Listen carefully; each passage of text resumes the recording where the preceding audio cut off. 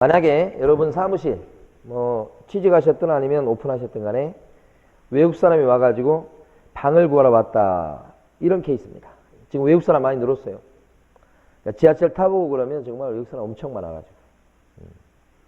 자, 외국 사람이 이제 사무실에 온다 그러면 그 외국 사람이 방 구하러 왔을 때 여러분들 뭘 확인해야 될까요? 외국 사람한테. 여러분들 입장에서 방을 구한대요. 일단 언어가 잘 안 통할 수도 있어요.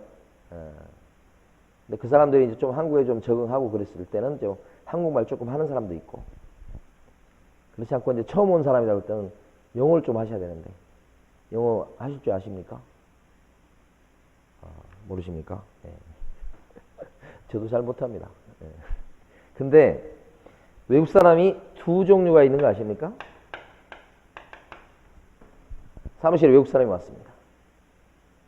외국 사람의 종류가 두 종류예요. 어떤 사람이 있을 것 같습니까? 네. 네네네. 네네. 거의 비슷합니다. 자, 외국인 중에는 외국인 등록증이 있는 사람이 있고 없는 사람이 있습니다. 외국 사람은 종류가 두 종류예요. 등록증이 없다, 이런 얘기는 어떤 얘기가 될 수 있냐면 단기 체류자 90일 기준입니다. 3달 기준. 한 달, 두 달 이런 식으로 단기 체류자이거나 또는 불법 체류자는 외국인 등록증이 있을 리가 없어요. 그 외국인 등록증 요것은 주민등록증처럼 생겼습니다. 그래서 장기 체류자라든지 90일 이상, 그 다음에 합법적인 체류자 이런 경우에, 특히 장기 체류자 같은 경우에 외국인 등록증이 있죠. 그럼 이게 주민등록 역할을 합니다. 그러니까 외국인 등록증이 있는가 없는가가 중요합니다. 그래서 외국인 등록증이 있을 때는 우리나라 사람하고 똑같이 취급하시면 됩니다. 그럼 계약서 적거나 요거 할 때는 전부 다 외국인 등록증에 나와 있는 그 인적사항 가지고 적으시면 되죠. 이렇게 적으시면 돼요. 이거 보고. 그러니까 여기는 우리나라 사람하고 똑같고, 여러분 아시는 대로 외국 사람도 주택임대차 보호법에 따라서 보호를 받을 수 있죠. 그 외국 사람 보호 받으려면 뭘 갖춰야 되죠? 외국 사람도 주민등록이 돼 있어야 되잖아요. 안 그런가요? 보호 받으려면. 그래서 주민등록 돼 있고 그 다음에 확정일자 받고 이렇게 돼 있어야 되잖아요. 외국 사람은 주민등록이 있습니까?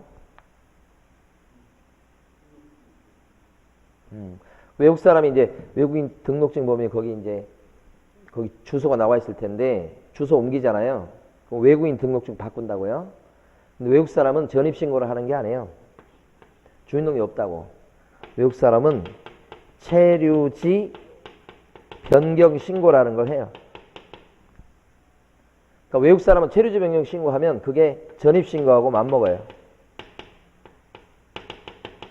이렇게. 그러니까 외국 사람이 보호된다는 얘기는 전입신고 대신에 체류지 변경 신고하고 확정일자 받아놨을 때 외국 사람도 보호됩니다. 그 얘기 하는 겁니다. 지금 주민법은. 그럼 체류지 변경 신고 어디 가서 할까요? 이거? 체류지 변경 신고 어디 가서? 출입국 관리 사무실. 또요.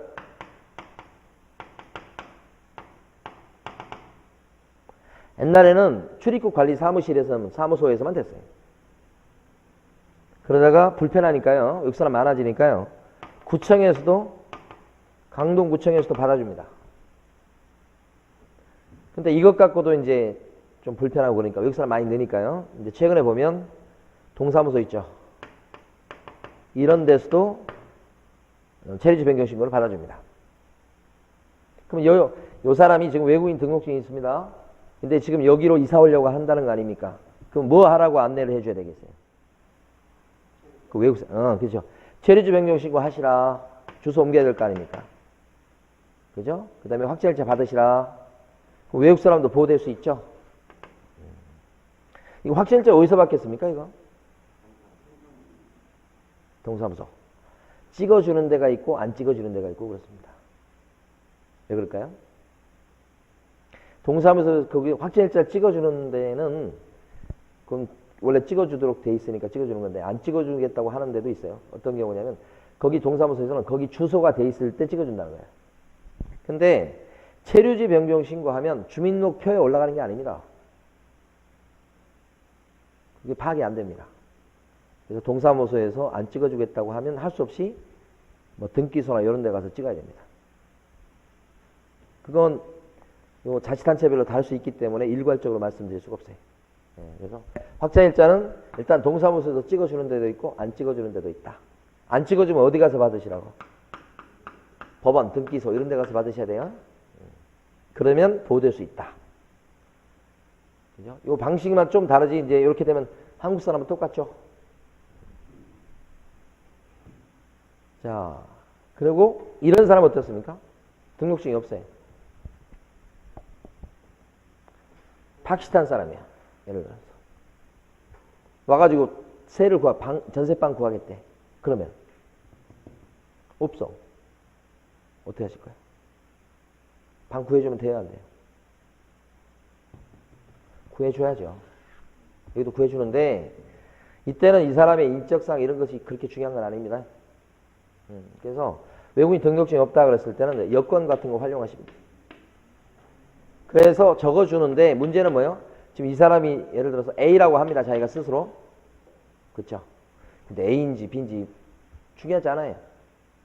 왜 그러죠? 이 사람은 원래 보호받을 수 있는 사람이 아니에요.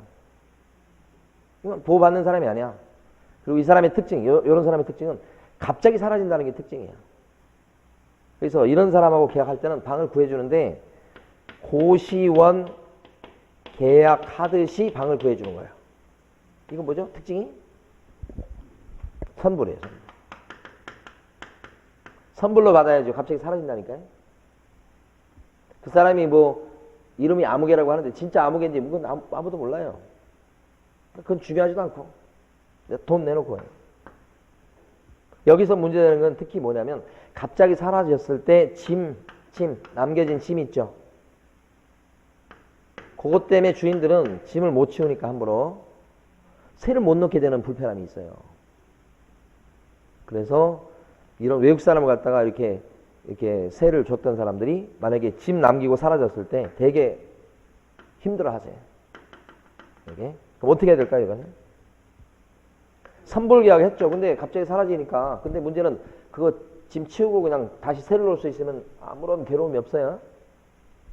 근데 짐을 남겨두고 사라져. 그러면 이거 어떻게 해야 돼? 짐. 법적으로 하면 이거 짐 치우기 위해서는 일단 이 사람이 지금 사라졌으니까 인도소송. 다시 하면 명도소송 같은 거 하셔야 돼. 판결 얻었죠? 짧게는 3개월, 길게는 6개월 걸립니다. 판결 얻은 거 갖고 그 다음에 지금 명도해야 되는데 판결 난 거 갖고 강제 집행 들어가요. 뭐 최소한 한두 달 걸려요. 시간이 오래 걸리죠.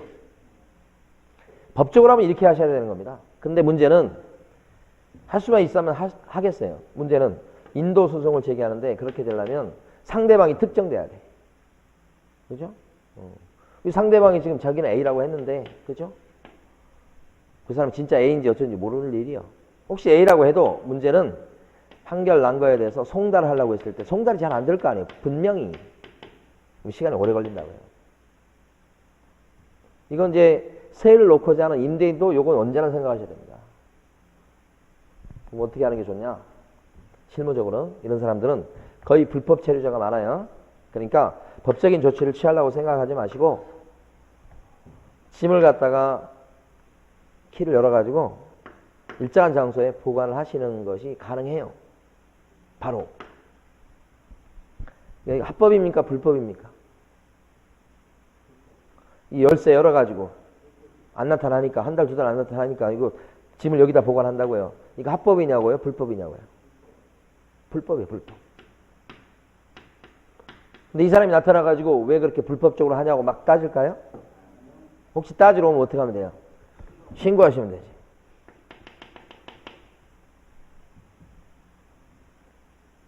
그래서 이런 사람하고 고시원 계약하듯이 선불 계약을 하시되 특약에다가 그죠? 면피용으로 혹시 연락이 한 달, 두 달, 두절되면 어떻게 하겠다. 열쇠 열어가지고 짐 빼고 보관하겠고 일정 기간 찾아가지 않으면 뭐요? 없애겠다는 그런 거 적어두시면 되죠. 그런 특약은 유효한 특약일까요? 아니에요. 그것도 역시 효력이 있는 특약은 아니에요. 그렇지만 하는 거예요. 그리고 진짜 안 찾으러 오면 그렇게 하시는 거예요. 거의 문제가 잘 발생하지 않아요. 전제가 뭐죠? 없는 사람. 그렇게밖에 못해요. 이렇게. 자, 그래서 교재 보시면 여러분들은 152페이지 가시면 2번이 외국인 등록번호 이렇게 돼 있죠? 152페이지. 외국인 등록번호 2번. 제목에. 이거 뭐 어떻게 됐다는 얘기입니까? 등록증이 있다는 얘기죠? 그 다음에 3번에 보면 외국인 등록이 되어 있지 않는 경우가 밑에요, 밑에. 등록증이 없는 경우죠? 밑에 같은 경우는 뭐예요? 둘째 줄에 있는 것처럼 월세를 선불로 받도록 한다. 이런 얘기 나오죠? 그러니까 이것은 고시원 계약하듯이 이렇게 계약을 하시고 4번에 나와 있는 것처럼 명도에 관한 특약을 하는 것이 좋다. 그래서 밑에 보시면 그 명도에 대한 특약이 밑에 나와 있습니다. 1번.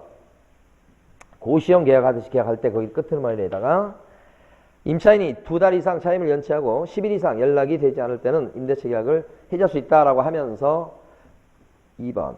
만약에 이럴 경우에는 임대인은 열쇠를 갖다가 임의로 교체해서 출입해버리겠고 거기에 대해서 아무런 일을 제기하지 않기로 한다. 이렇게 하고요.